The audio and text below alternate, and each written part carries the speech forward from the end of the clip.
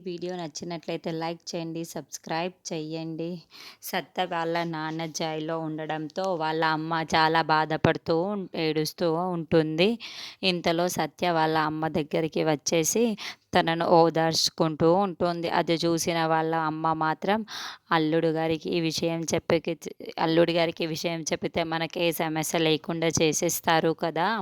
సత్య వైపు చూస్తూ అంటూ ఉంటుంది. ఆ మాటలు వినగానే సత్య ఒక్కసారిగా షాక్ అయిపోయి వాళ్ళ అమ్మ వైపుకు చూస్తూ ఉండిపోతూ ఉంటుంది.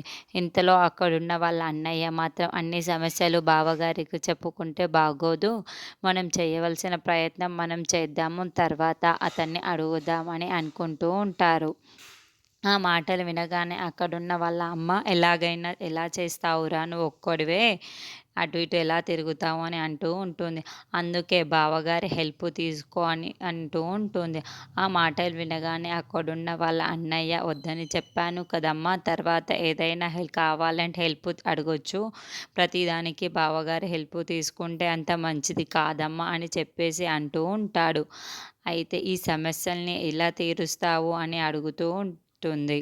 ఆ మాటలకు అక్కడున్న వాళ్ళ అన్నయ్య మాత్రం అదే లాయర్‌ని పట్టుకొని ఈ సమస్యను ఎలాగైనా తీర్చి నాన్నని బయటికి తీసుకువచ్చే బాధ్యత నాది అని వాళ్ళ అమ్మకు అంటూ ఉంటాడు.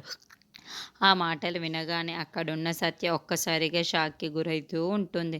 ఇంతలో అక్కడున్న వాళ్ళ అమ్మ మాత్రం అవునురా, ఎలాగైనా మీ నాన్నని నువ్వు బయటకు తీసుకురావాలిరా, లేకపోతే నాకు ఎలాగో ఉంటుంది. నువ్వు ఎలాగైనా మీ నాన్నని బయటికి తీసుకురావాలి అని చెప్పేసి బ్రతిమిలాడుతూ ఉంటుంది.